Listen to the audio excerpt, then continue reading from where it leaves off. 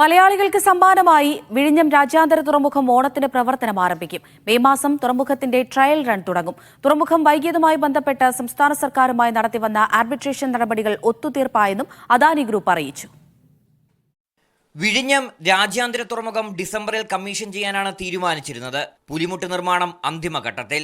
വിഴിഞ്ഞത്ത് നിന്ന് പ്രവർത്തനം തുടങ്ങാൻ പ്രമുഖ രാജ്യാന്തര ഷിപ്പിംഗ് കമ്പനികളുമായുള്ള ചർച്ച പുരോഗമിക്കുന്നു. നിർമ്മാണം വേഗത്തിൽ നടക്കുന്നതിനാൽ സെപ്റ്റംബറോടെ വാണിജ്യ പ്രവർത്തനം ആരംഭിക്കാനാകുമെന്ന് വിഴിഞ്ഞം പോർട്ടിന്റെ CEO ആയി ചുമതലയേറ്റെടുത്ത പ്രദീപ് ജയരാമൻ പറഞ്ഞു. We will have our first test commercial vessel. Maybe it might be a good news for Onam. Yeah. We'll strive for that. Yeah, we'll strive for that. ടിപ്പറിൽ നിന്ന് കല്ലുവീണ് മരിച്ച അനന്തുവിന്റെ കുടുംബത്തിന് നഷ്ടപരിഹാരം നൽകും. ഇത്തരം സംഭവങ്ങൾ ആവർത്തിക്കാതിരിക്കാനുള്ള നടപടികൾ സ്വീകരിക്കും. How much load is coming? Otherwise, we come to know how much load has come when it comes to our weighbridge. So, but by that time, you can't do anything. So, at Mines End, what we can do, that is what we are working out.